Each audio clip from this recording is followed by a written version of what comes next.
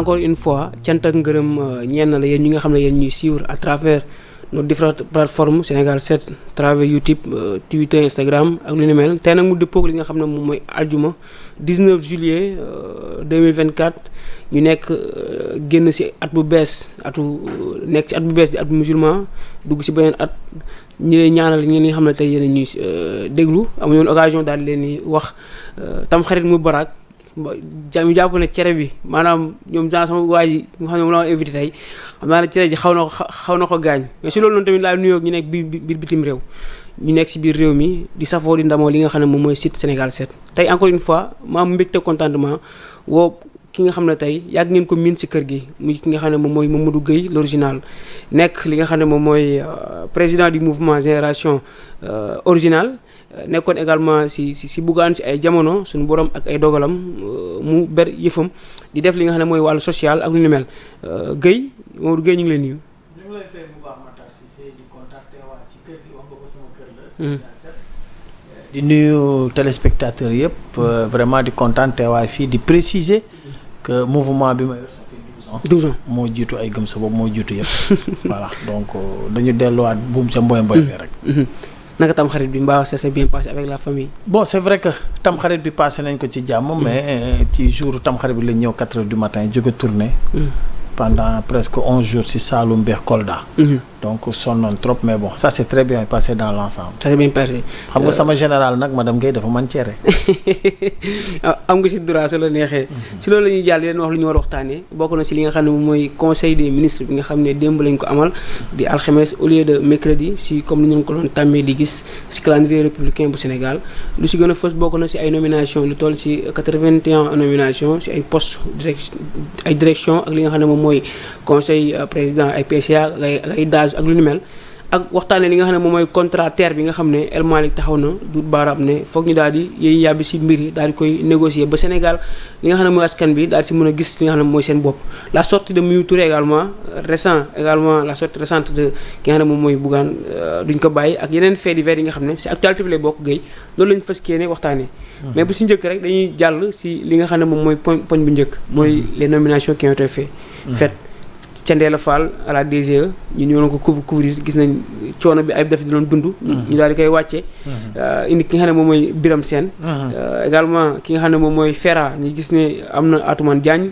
Ngouda Mboup de l'autre côté ak Hannibal Djim démb daal dafa mel ni président dafa dafa génne bale bi daal bale waaw tontu nga sa bopp ah si li nga mujj a daaneel mooy que tey c'est l'appareil qui est en train de se mettre en place.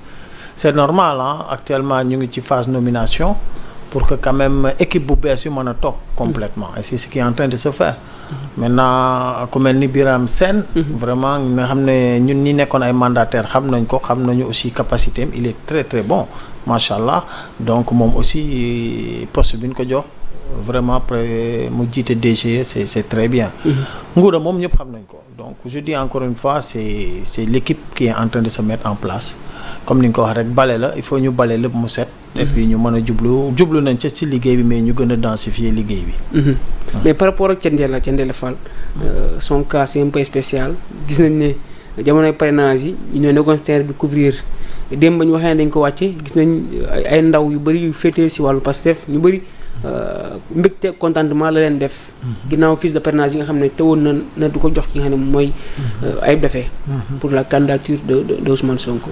maa leen gën a bëgg ñoom ñëpp parce que ñëpp gis nañ coono ba nga xam ne aussi ku mel ni man doon na ko daj ci li nga xam ne mooy conseil ci DGE et yàgg naa fa wax aussi njombe yi fa ne bu leen fàtte l'histoire de la clé bi nga xam ne dañ ko piégé woon ba nga xam ne tey jii loolu bu jàlloon tey ñu bëri tey dañuy am ay jafe-jafe donc am na loo xam ne am na fa de manière informatique ak yoo xam ne ñoom xam nañ ñun xam nañ tey jii c'est normal que ñu jële fi Thiendella parce que vraiment il y a eu beaucoup de difficultés avec DGE ci organisation ak li nga xam ne mooy élection yi quoi maintenant l'organisation pratique après on a vu avec Matar Cissé bi ñu ko indee que quand même les choses se sont tassées mais procédurement parlant c'était extrêmement difficile avec quand même Thiendella parce qu'il avait des œillères qu'on le veuille ou pas je vois souvent ñeneen di ko féliciter dañoo xamul le fond du problème c'est ça. C'était quoi le fond du problème? Le fond du problème mooy que filtre la woon bu doy waar boo xam ne voilà filtre boo xam ne ñoom seen bopp lu leen neex la ñuy def. wax naa leen ko fii tey jii clé yenn ñu joxoon tey bu ñu amul woon vigilance benn bi tey clé yooyu tey dafay rendi dafay rey ñëpp ci lu gaaw a gaaw gis ngeen erreur ba ca nekkoon. mais gis ngeen aussi nañ ko génnee démontré gis ngeen aussi DGE aussi li nga xam ne dem nañ yóbbu ko parce que ñoom seen i informaticien bu leen fàtte ne moo nekk conseil constitutionnel. et que tey gis nga ni ñu daaxee nit ñi ci ay accent yu leen di yokkal ci ay yoo xam ne kenn mënu ko si justifier ñoom seen bopp sax mënuñu ko justifier. donc kale candidature nit ñi dañ naan alhamdulilah bi leen fi jëlee aussi parce que vraiment ils ont fait un sale boulot. et que keroog ba may déconner conseil constitutionnel devant le président du conseil parce qu'on savait pertinemment que ñoom li ñu liggéey lépp c'est sous commande sur commande et ça a beaucoup pesé ci ñu bëree bëri. tey lu ni mel. lan la war a mën a jàngal Sénégal parce que gis nañu fan yi gis ñoom ñi nga xam ne ñoom ñoo nekk waa société civile bi ñoom Ndiaga Sylla ak ñu mel ñu def benn atelier bu ñuy regroupé pour xoolaat wàllu processus électoral bi ñu koy déroulé tey le cas Thiendella lan la ñu mën a jàngal wala lan la ñu mën a def ba renforcer li nga xam ne moom mooy mbiru parrainage yeeg yu ni mel si réew mi. xam nga tey atelier yooyu dafa am solo parce que toujours rek histoire.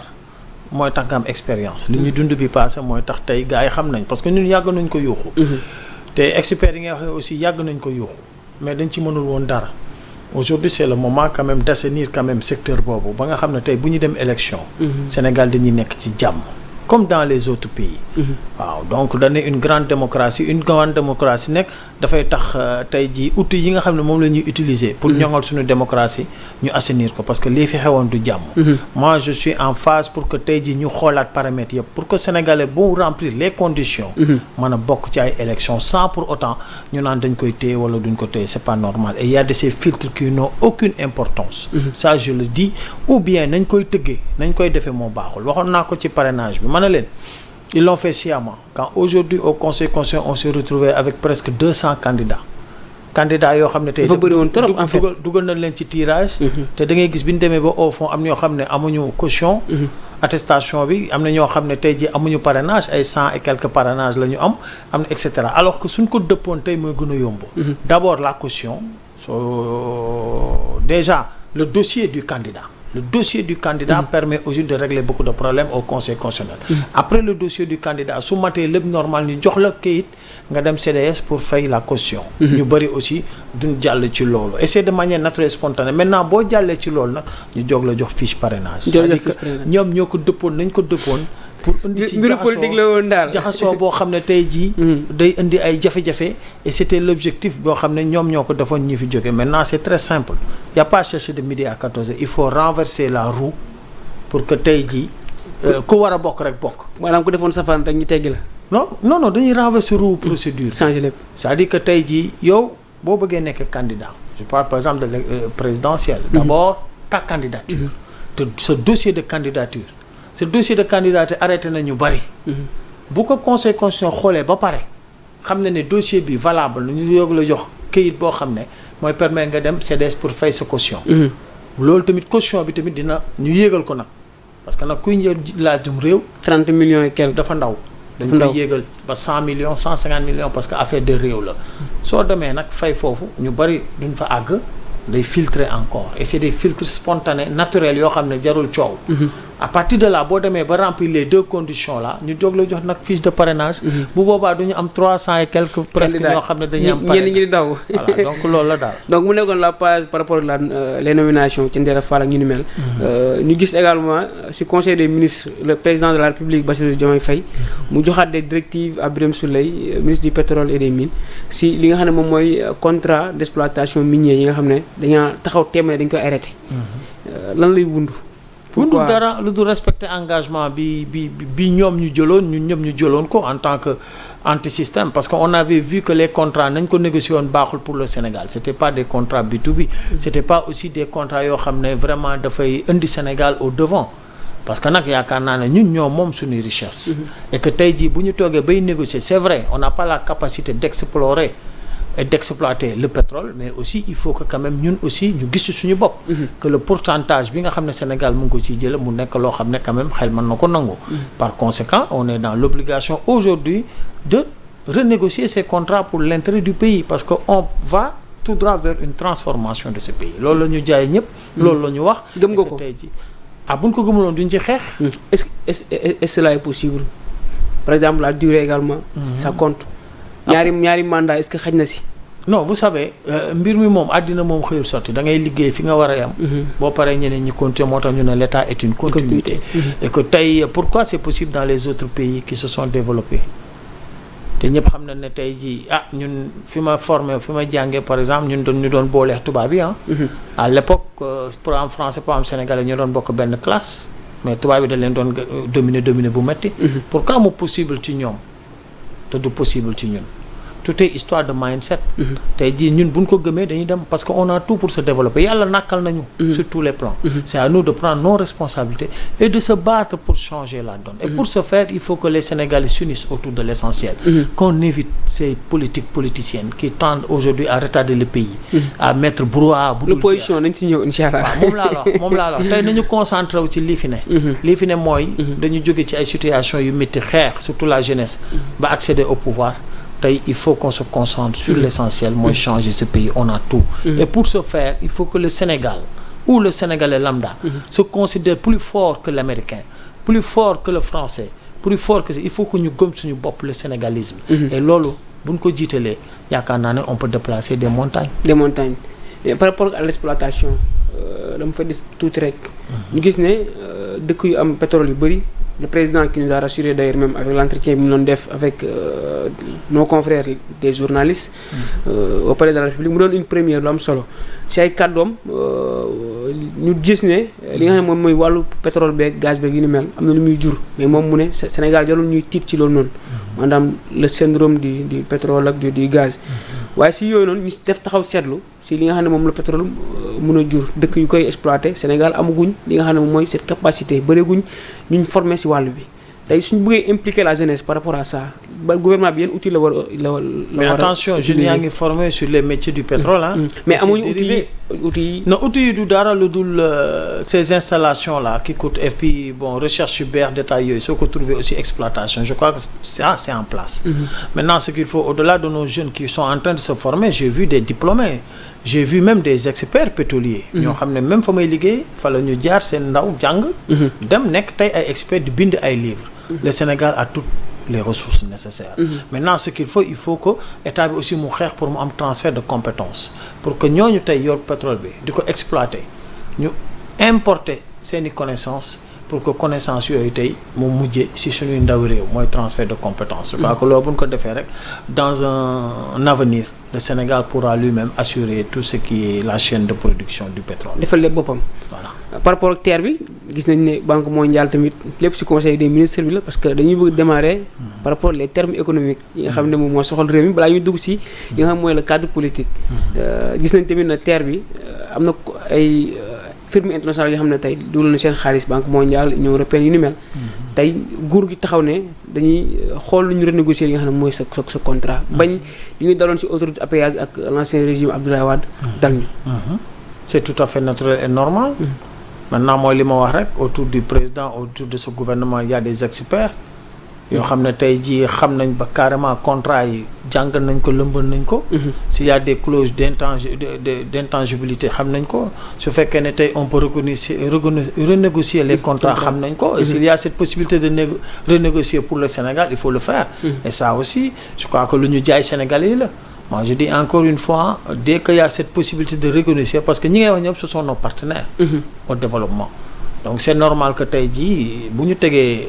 am ay possibilités ci contrat pour négocier waat ko ñu négocier ko moi je vois pas le problème c'est que aujourd'hui c'est des infrastructures yoo xam ne jariñ na réew mi parce que il faut pas être nihiliste terre bi am na solo BRT bi am na solo et cetera c'est vrai que bi ñu koy teg aussi les priorités étaient ailleurs la pyramide des priorités a été inversée parce que ku laa daa jël terre day fekk aussi nga yor benn somme bi ko yoruloo lekk yoruloo naan balaa ngay jël BRT def et cetera bien que mu ngi jàppale mais aussi objectif bi ñu taxoon ñu créer Diamniadio cette nouvelle ville a été trahie parce que dañu waroon di jël ci ville bi di yóbbu ci banlieue bi. Comment? Ah oui, Diamniadio le projet a été c'était pour décongestionner Dakar. La nouvelle ville de Diamniadio. mais mu jël aboutir nga jàpp. mais tey BRT ak TER lu ñuy def. dañuy jëlee ci banlieue bi indi ville l'objectif de la nouvelle vie c'était de décongestionner Dakar. Et ça aussi ça pose problème mais ça c'est pas ce qui est important c'est que aujourd'hui c'est des infrastructures gis nañ ne tey mu ngi jàppale population sur pas les mobilités bien que y a des couacs mais c'est normal. li am solo rek mooy que aujourd'hui il faut s'il y a ces possibilités de clause de renégociation des contrats qu'on les renégocie pour le Sénégal. y a pas fouetter un chat. jërëjëf cant ak ngërëm ñenn la si 3 questions yi nga xam ne moom laa bëggoon démarrer ak moom ki nga xam ne mooy Gueye l'original. ñu dugg dans le cadre politique. lu bëri nag gëj nga fi. président wax na. opposition bi en quelque sorte wax nañ. opposition mu ngi am ba ban façon. opposition am na. ah bon waaw allez-y. opposition bi en quelque sorte am na. wax nañ ku si mel ni Thierno Bocoum génn na duut baaraam tuuma Bougane tamit ñoom ñaar yi nga xam ne ñoo ci gën a fës duut baaraam tuuma. ñoom ñaar ay opposants la. loolu lañ déclaré. continuer loolu lañ déclaré. continuer nan nga jàngatee par rapport ak seen sortie ñoom ñaar. ben xam nga rek. en commençant par Bougane. non il faut pas se focaliser sur Bougane. parce que moi je suis là. je suis là pour le Sénégal. en réalité moi je dis encore une fois dañu réer rek seen yoon du foofu non xam nga suba on a F24. on va faire benn plénière avec F24 et ñoom ay membres F24 la ñu. et l'objectif bi ñu fixé woon ci F24 mooy un de nos candidats anti-système mu jàll. gagné réew mi dafa mel da ngay minimiser seen façon seen parole. seen parole waaw. non minimiser wu ma ko. maanaam seen façon bu ñuy taxaw ci penc bi di défendre li nga xam ne ñoom mu seen idée. non dama ne ñoom. kuñ ci joxoon réew mi li gars yi réaliser doo ko réaliser en 100 jours il faut qu'on soit responsable et conséquent. ñii 100 jours la ñu def lu bët fattu loo am cécité politique gis nga ne am na lu ñu fi teg. en 100 jours. je crois que c'est important. et il faut encourager la dynamique d'autant plus que nous étions tous des frères d'armes ñoo bokkoon F24 bokkoon opposition bu mu metti lool. nguur gi du ñu yan lu ne ñooy xeex. et suñu yéene mooy tey changement boobu yàlla dogal na ko suñu yéene moo doon ñu transformer Sénégal parce que on a tout. donc man jàpp naa ne bu fekkoon ne li ñu doon woote dëgg la ci ñoom tey ils devaient être des acteurs de ce changement parce qu'ils sont des acteurs du changement mais des acteurs de la transformation. maanaam war ñu woon teel a opposé wu. du seen wareef. xam nga àddina moom laa wax depuis 1960 on a une manière de faire la politique qui ne s'y est pas parce que on a vu les résultats pourquoi parce que ñun ñëpp dañuy opposé wu. xam nga boole suñuy doole xeex jële fi dara loo xam ne jàpp nañ ne baaxul. donc yaakaar naa loolu buñ ko fa jëlee ñun ñuy xeex jàpp ne baaxul ñun ñëpp kii yàlla jox réew mi ñu ànd ak moom xeex ak moom war nañ ko mën a teg loxo. pour mu dem.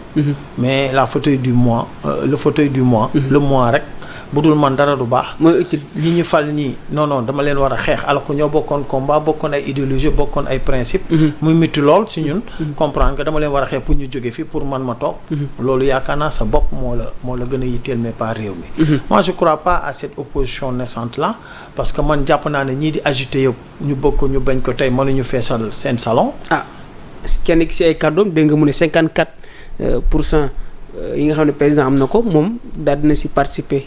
même soo demee Ndiaga ñaaw sax da jokkati woon na xaalisam contribuer si li nga xam ne moom mooy la campagne électorale du président Bassirou Diomaye Faye. non moom participer si dara de. loolu wax. déet. yow mi fa nekkoon jamono jooju participer na wala participer wul. participer wul intuitu persona. nit ñi ñoo jël seeni responsabilité xam nga en réalité il faut pas confondre tey jii ma yor suma mouvement wala yor suma parti politique nit ñi topp ma parce que li ma leen jaay la. ñu bëgg ma ci loolu topp ma mais nit ñi kenn moomu leen. c'est-à-dire que par rapport à la cohérence et la constance ku mel ni man ñeneen ñi dañu jël seeni responsabilité point. les gens aussi les militants moomu ñu leen jënduñu leen ci marché bi. ñoom xam nañ. donc dañ jël seeni responsabilité c'est le peuple sénégalais moo ci génn grandi. man je crois que aujourd'hui quel que soit alpha quelle que soit la situation il faut que aujourd'hui ñu dépasser. man yenn commentaires yi ak yenn kii man je préfère ñu dépasser ko. parce que amaluñu njariñ li am njariñ tey mooy que tey moom mi ngay wax noonu wax naa ko waxaat ko àddina du yàgg-yàgg ba ma teg lu ñaaw ci deram parce que xaw ma ko. li ma ko xamee mooy fighting spirit li ma ko xamee mooy jàmbaar la et si loolu laa koy woo pour mu ñëw ànd ak gars yi liggéey. loolu laa koy woowee honnêtement parlant. parce que gëm naa ni liggéeykat la. jàmbaar la te la mu bëggoon yëpp ñu ànd ci. muy dawal ma toog ci oto man rek may dugg ci oto mu nekk nag suma xarit. la ñu mës a dund lekk nañu gerte kemb lu ne daj nañ ko ci àddina. pour xeexal Sénégal te xam naa ne mën na ko na ñëw teg loxo ci. donc da ngay conseillé mu bàyyi. non yoon boobu gis nga képp ku ko conseillé da koy nax. yoon boobu baaxul. non il est acteur de la transformation parce qu'il est acteur du changement ñun dañoo xeex donc man li ma koy wax mooy que la balle à terre voilà et venir soutenir cette nouvelle génération ñun ñëpp ñoo bokk génération comprendre ñu jéem a changer suñu réew pour suñu doom yi suñu njaboot yi mais c'est pas grave mais nos petits-fils mais gisoo ne également dafa am leen loo xam ne daf ko déranger parce que dans le débat public yaa ngi concentré débat bi ci moom de. non dañ fay génn mais dama lu ma bëgg a leeral parce que dama dem conférence de presse am mu toog wax man mii sax doon def direct pour sénégalais xam dafa waxoon naa dagg sama direct waaw parce que ñun lu ñuy liggéey suñu dañ ci xool suñu akulaay taala suñu bàmmeel ëllëg mais dagguñ ko moo tax ma am bu woon indi tuuti leeral ma invité ki nga xam ne mooy Moussa Niang mu contredire li nga xam ne moom nga wax tey jii nii mu wax ne Bougane dafa participer par rapport à l'élection de Diomaye ba génne xaalis sax daal di see ñu bëggoon am leeral tuuti si loolu.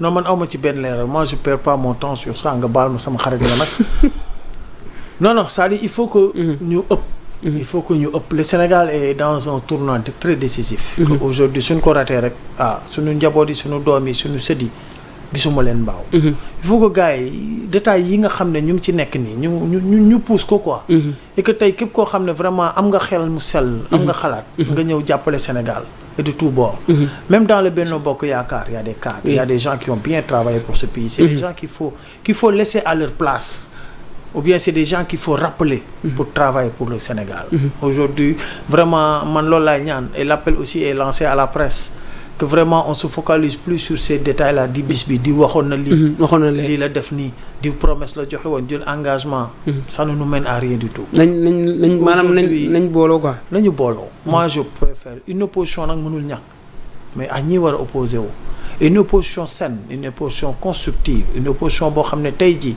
nous on rêve d'un pays où très souvent l'opposition et le pouvoir sont autour d'une table sur des questions primordiales pour le Sénégal man loolu laa gëm fii képp koo xam ne am nga yenn comportement yi buñ ko lëlmbëtee ba lëlmbël sa bopp moo la tax a jóg en réalité mais du réew mi parce que en réalité réew mi warul jëru xëccoo parce que nee naa nag kun fi yan war nga dugg sa néeg sa xol tooy parce que sacerdoce la sur des millions 18 millions de Sénégalais su la joxee yenn dénk yi su fekkee ne Sénégal rek moo la ñor war nga laxatu jooy du mën a jooy sax mais war nga xam ne yan bi diis na par conséquent nag xëccoo bi ñooy gis arrêté bi man góomu loolu waaw nous appel boobu laay lancé que les gens plus se focalisent non pas sur le détail parce que Sénégal nag y a trop de détaillants si wàllu communication aussi ci wàllu wax souvent dañuy jàpp benn affaire boo xam ne in fine amul sens pour réew mi man góomu loolu dépassé nañ il faut ñu fàtte li fi jaar nit ki sax bu ñu jàpp nañ ne nit ki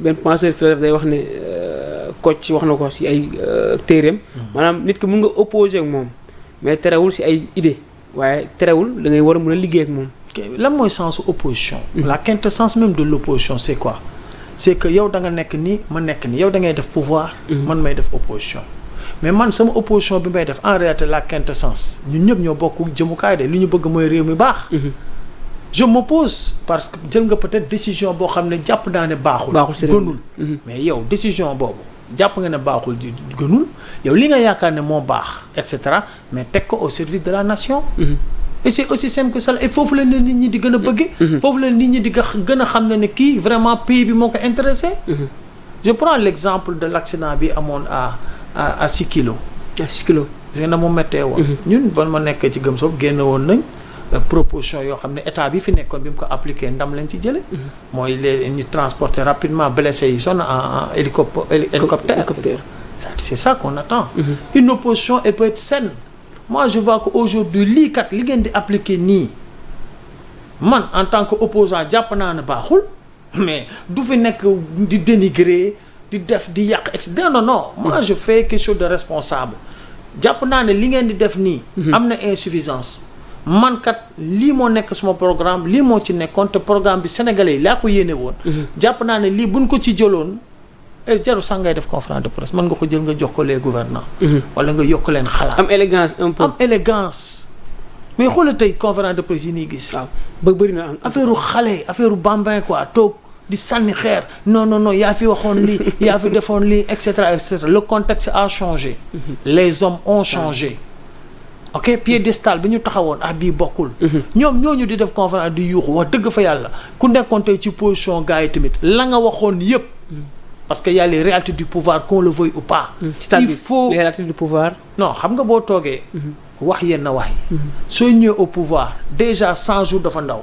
ñëpp gis na ne tey état bi sax en tant que le gouvernement. nekkul en place démb rek y a combien de nominations.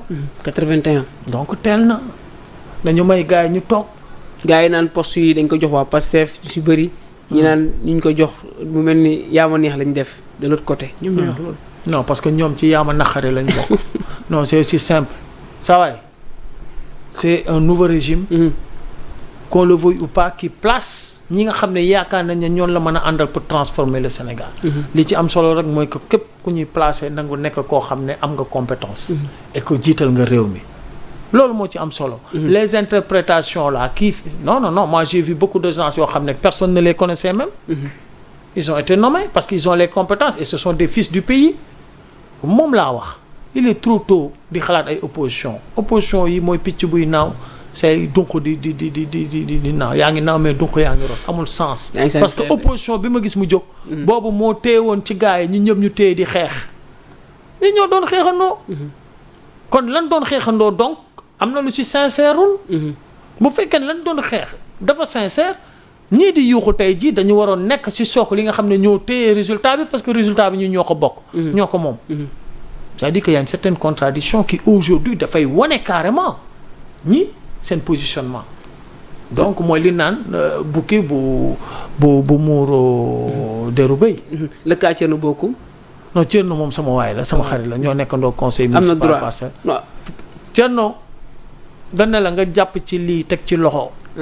loolu lan lay xaar tu es jeune loolu lan lay lancer message bu leen topp gars yi wala pouvoir exister di jéem a viser nekk une opposition ou bien nekk ci kanam opposition bi etc amul sens. le Sénégal aujourd'hui est en tournant décisif on n'a pas besoin réellement d'une opposition boobu. te ku leen ne opposition radicale mu ngi leen di nax parce que nag wax dëgg fa ñi ma dégg ñuy yuuxu ñëpp moo ne ñu feesal saal. lu leer laa la wax ni midi. gars yi ma ñëw ci détails yi. gars yi ñu ne am nañ nit. te ñoom ñu ngi te ñoom ñu ngi waaj législative yi. sëñ bi législative ñoo ne de. sëñ bi mënuñu feesal saal. lu ma la wax gis nga affaire bi du ay conférence de presse. seen conférence de presse boo ko xoolee da ngay gis ne amuñu sax 10 personnes 20 personnes. conférence de presse.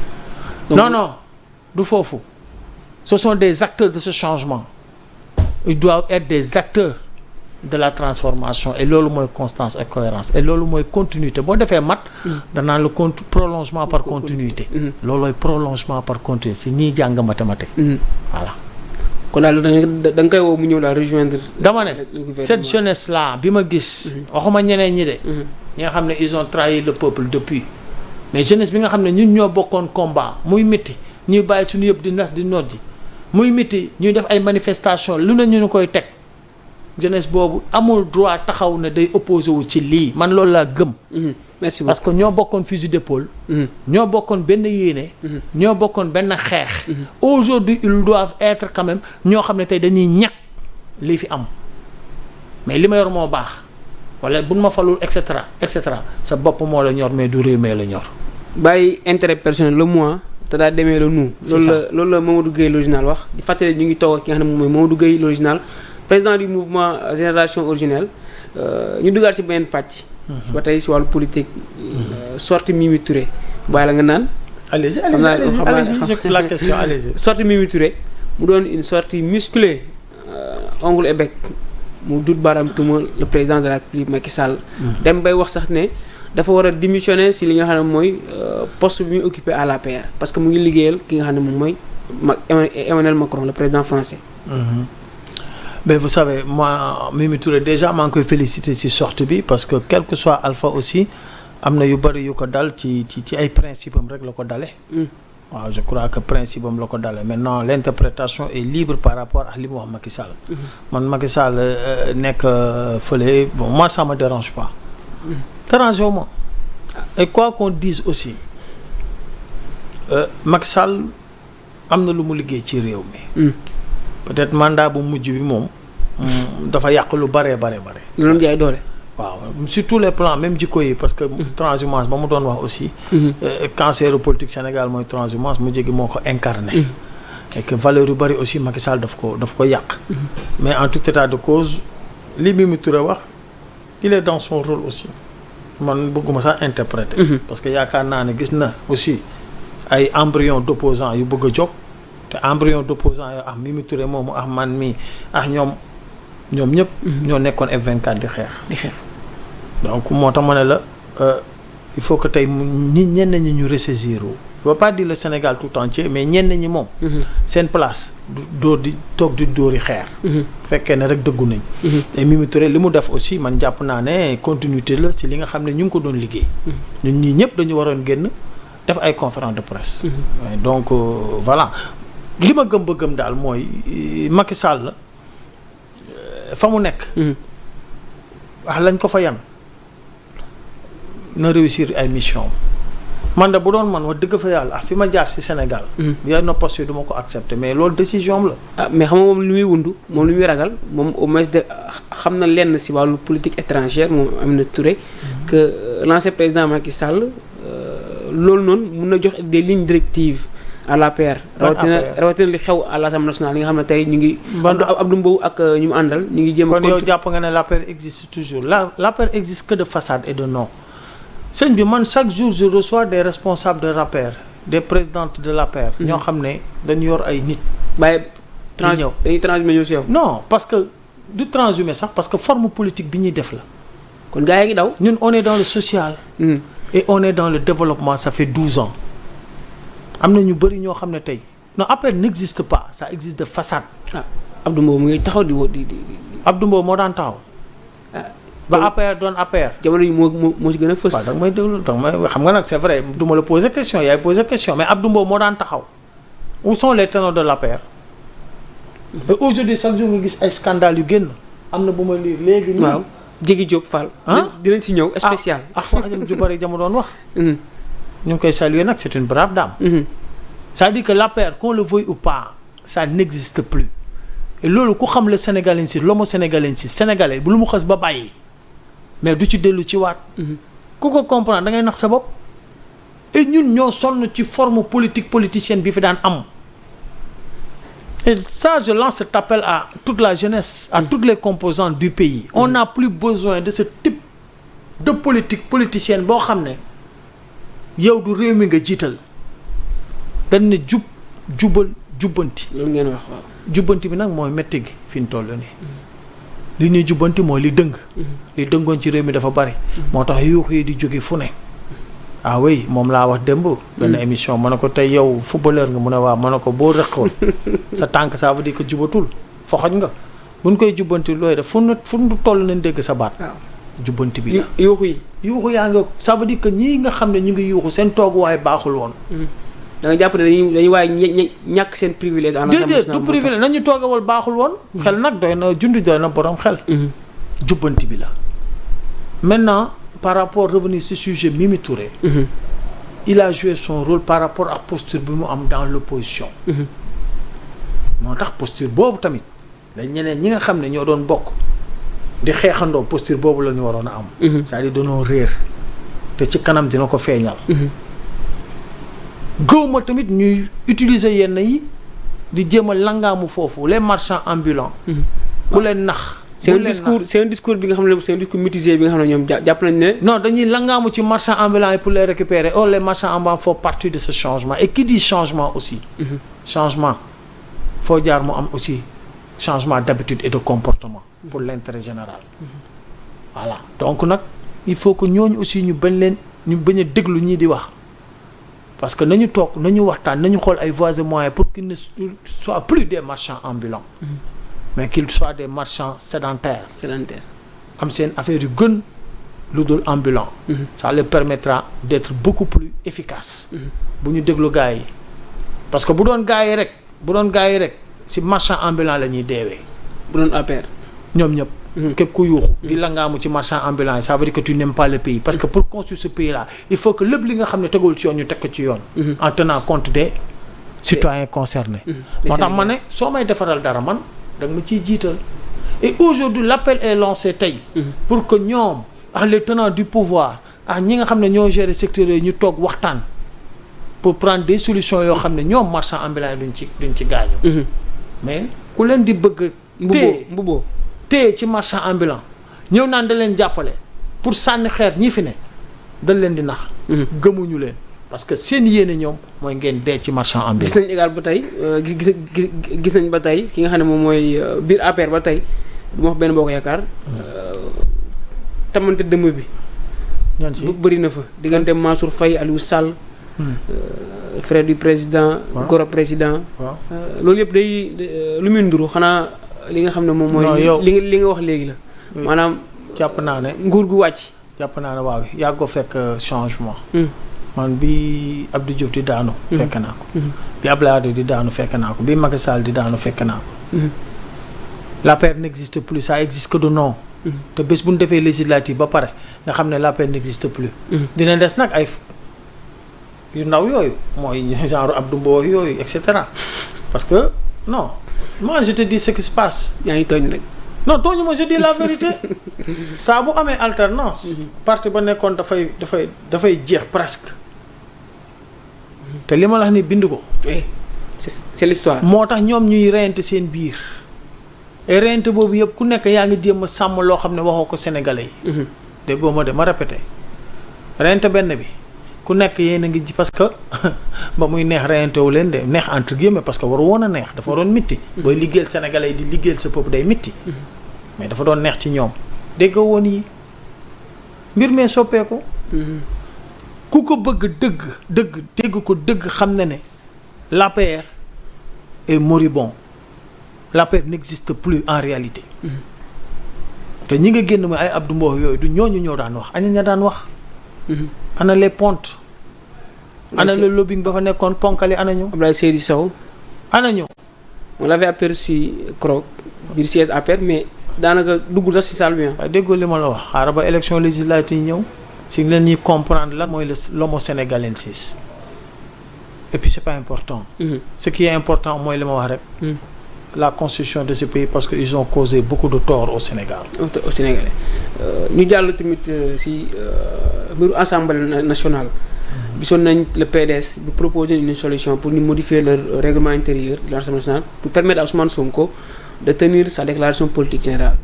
démb si conseil des ministres le président Bassirou Diomaye Faye wax président mu daal di waajal li nga xam ne moom mooy dëkk face à face boobu nga xam ne war na ko amal ak peuple sénégalais yi ak député yi. tey est-ce que jàppoon tamit dañuy Ousmane dafa war a xaar ñu daal di modifier règlement intérieur ba pare wala dafa war a dem quelles que soient les circonstances comme ñu ko ñeneen ñi defee woon même si moom jàpp na ne c'est une violation mu dem tenir sa déclaration politique générale mu jeex. Il y a une contradiction dans ta question. Non, c'est une question. Une violation. Non, il y a une violation. C'est une provocation. na brave violation bi dem. non je demande. xam nga ku waxal dëgg rek. ku waxal yàlla rek xam nga ne Ousmane Sonko ragalul taxaw assemblée nationale wax. parce qu'il faisait partie des rares députés yoo xam ne moo doon taxaw jàkkaarloo assemblée bi. surtout kii ñi fa nekkoon au pouvoir nga xam ne ñoo yoroon kii mécanique bi. donc problème bi Ousmane Sonko amul problème boobu en principe. et coow lu fa bëri. déedéet coow li ñu koy activer. mooy ñii di yàq. c'est une honte aujourd'hui que l'Assemblée se trouve dans cette situation. c'est une honte. tey jii bu doon professeur da leen di noter tey vraiment daf leen di defal -2. -2/20 la leen di defal. parce que c'est une honte. quand aujourd'hui on les demande d'actualiser le règlement intérieur waruñu leen ko woon wax sax. c'était à eux de le faire spontanément et naturellement dès l'instant que président moo fi jële woon premier ministre. waaw indiwaat ko souvent li ñu ko fale Union africaine mu indiwaat premier ministre. ba président génnee premier du ñoom dañoo actualiser dañoo defaraat seen règlement intérieur. su président indiwaatee premier lu ñu war a def. waruñu ko actualiser. loolu jar na coow. jarul coow au contraire honte la sax. le premier Ousmane Sonko di leen ko wax. c'était à eux de le faire. c'est aussi simple que cela. Aujourd'hui, l'Assemblée nationale ne reconnaît pas le Premier ministre. Il ne reconnaît pas le Premier ministre. amul lu ñu ci bëgg ñoom. non li ñu ci bëgg mooy tintamarre bi rek. ils sont de mauvaise foi. et lii la koy wan rek mooy seen conférence de presse bi ñu def. yow ñu ngi ne guy gi yow nga ne daxaar gi. yow ñu ngi naan la déclaration de politique générale la nga def conférence de presse naan da ngay génn loi boo xam ne tey day permettre président du dissoudre assemblée à quelle fin. du dissoudre assemblée mooy du dissoudre seen salaire yi mën a continuer seen i avantages mën a ko. c'est le moi qui nous tue parce que ñu ci bari dañu am ay engagement seen bopp la ñuy xalaat au niveau des banques. la dissolution kon mën na nekk une solution comme Mimi Touré mu ko dama ne président Diomaye bu mbir mi jotee dissoudre assemblée no bul jël sax bic jëlal marqueur nga koy signer cette assemblée tout le monde sait que aujourd'hui dafa yàq l'image du Sénégal man yàgg naa gis assemblée nationale où da nga doon toog di jële xam-xam qui parle di kontaan dafa nekkoon yoo xam dañ koy wane RTS dañuy toog di déglu di jële xam-xam ngay gis comportement député yi di ci jàng lu bari mais tey bii assemblée nationale de gendarmerie la où tu vois les gendarmes qui vont voilà et cetera ay kurpañante ay dóorante et cetera ay député yu xuloo assemblée bii bu dul woon constitution bi lu mu tënk assemblée bii dañ ko war a tas loolu président Diomaye bu mu si sax nekk di tergiverser faut dissoudre cette assemblée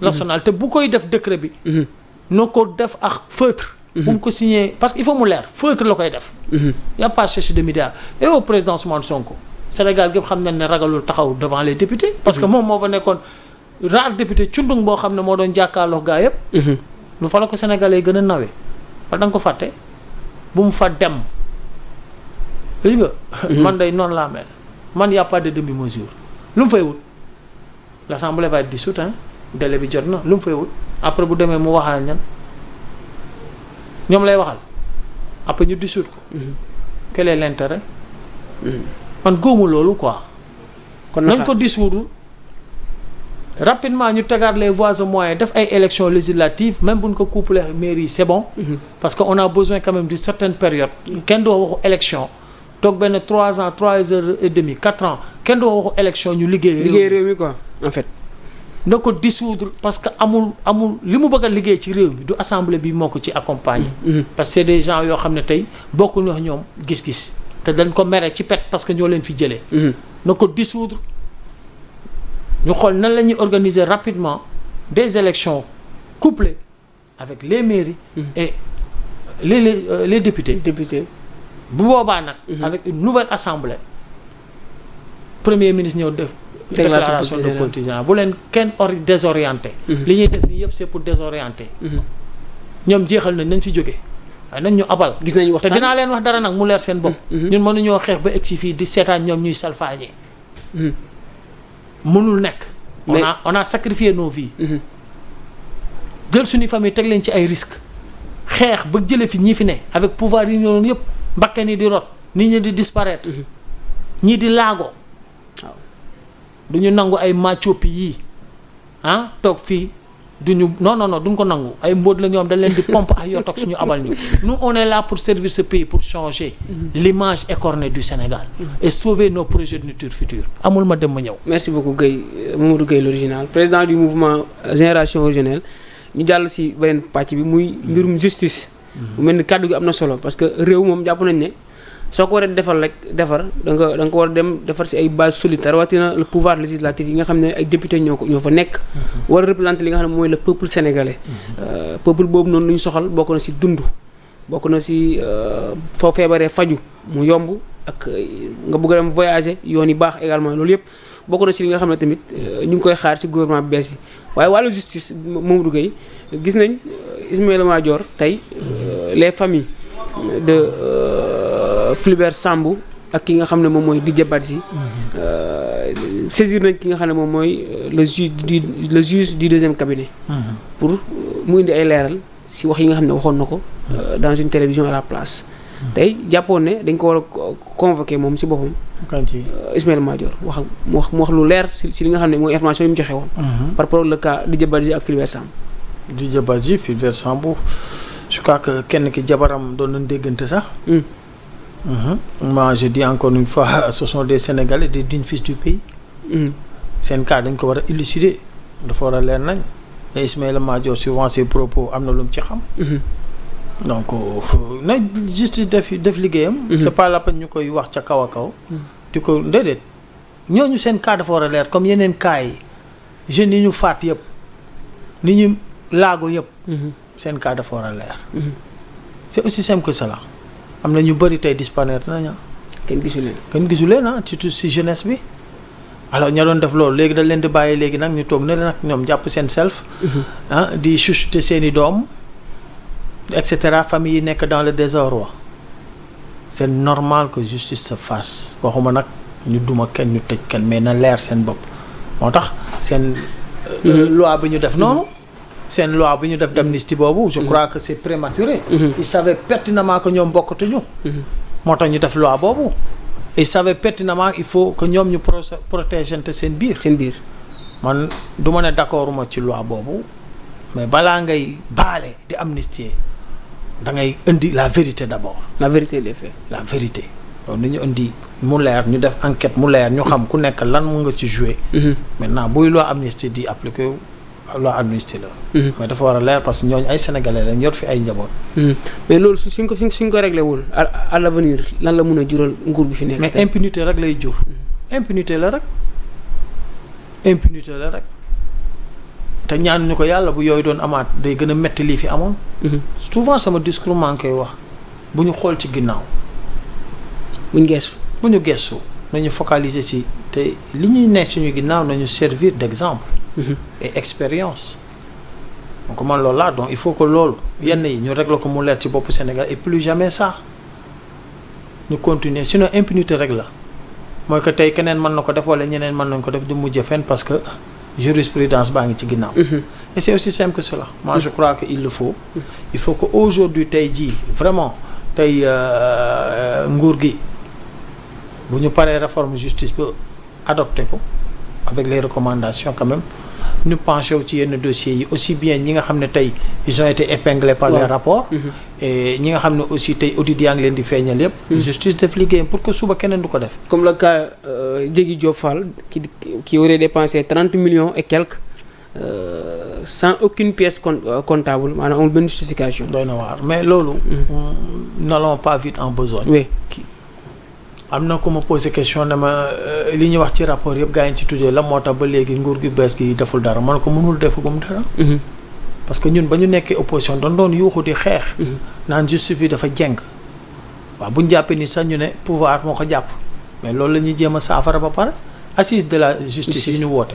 c'est pour corriger imperfection yi nga xam ne jàpp nañ ne tey ay insuffisance la ci justice bi. suñ ko corriger ba pare tey. ça va permettre aux Sénégalais ñu amaat confiance ci seen justice tey jii ñi nga xam ne ils sont épinglés par les rapports. par les audits et cetera yi fi passé yëpp tey jii képp koo xam ne tey yoon tegu na ci yow kenn du ne nguur gee la téye et c'est ce qu'on voulait on voulait que ñun que la justice soit autonome. soit mu am ay coups de franche. et loolu assises yi rek moo la ko mën a may donc bu kenn yàkkamti l'essentiel mooy ñi nga xam ne tey ils ont été épinglés ñu tudd leen ci ay audit ci ay rapport tey ñooñu ñu toog Sénégal. ba ñu pare seen mbir. buñ daw. am na ñu ci daw am naa ñu ma ba may def tournée internationale. am naa ñu ma ci baal mu sedd rek. Adji Sarr ci la bokk.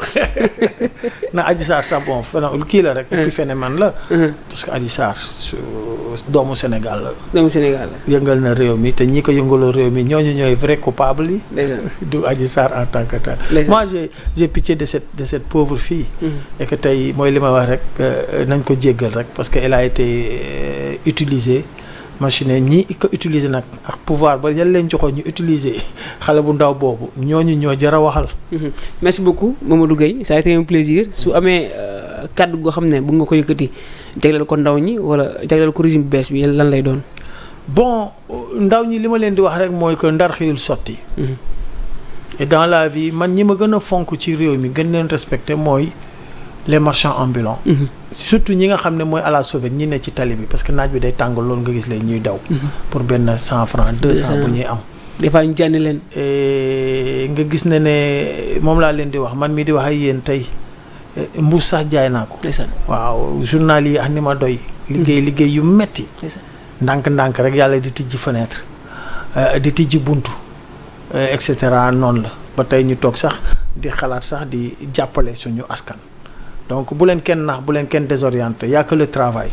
amul leneen donc ndaw ñi li ma leen di wax rek mooy ku nekk rek la nga war a def na nga ko def nga booy jaay di am journée 100 francs 200.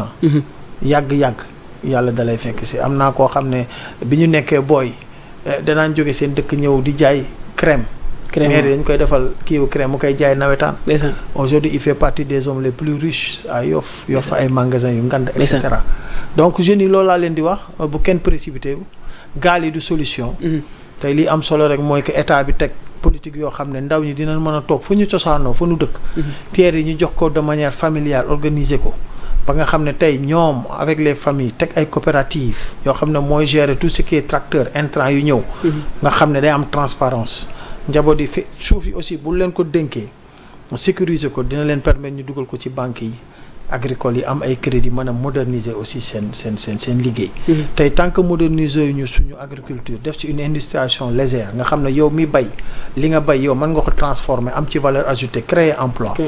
tout le temps dafay metti moo tax ma ne il faut que aujourd'hui état bi affaire yi du ay comme yi fi doon am ay ANPEJ affaire bi du loolu. déedéet affaire bi c'est d'essayer de maintenir les jeunes. ci seen terroir yi. parce que nag ku sañ booy tekki da ngay tekki sam réew. et on a tout parce que la terre ne ment pas loolu laay wax rek di leen gërëm di leen sant. di wax aussi gouvernement bu bees bi. waaw. bu ñu déglu donc nañu continuer liggéey bi. bañ a déglu ñi nga xam ne tey jii seen yéene du seen bébé mooy dara lu dul ñu fakkastalu heureusement les Sénégalais sont conscients de cela. et que par conséquent ñun lu ñu gëm ba gëm rek mooy nañu continuer liggéey bi et Sénégal day naat par force parce que lépp a ngi fi suñu amee ful la am fayda ñàkk sunum réew.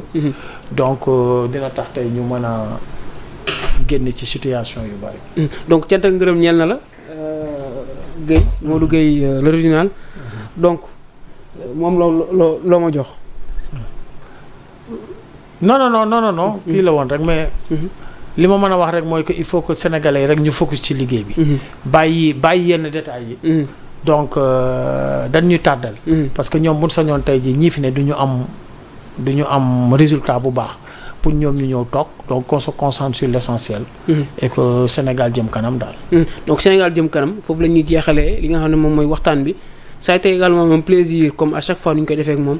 seq ak moom waxtaan indi ko defal ko déplacement mu def déplacement ñëw fi nga xam ne mooy suñu studio malgré xat-xat bi malgré liggéey bi nga xam ne mu ngi koy amal ak li nga xam ne moom mooy son mouvement bi nga xam ne mu ngi dox ci 14 régions du pays ak 47 départements yi di joxe ay verres lu net rek di liggéey ci social loolu yëpp dañ koy jaajëfal di ko wax cant ak ngërëm ñeel na la waaye cant ak ngërëm ñeel na également Rasoul Diba ak ki nga xam ne mooy tuuti ñoo nekkoon ci régie bi di nuyuwaat sénégalais yi di leen wax beneen yoon jërë ngeen jëf.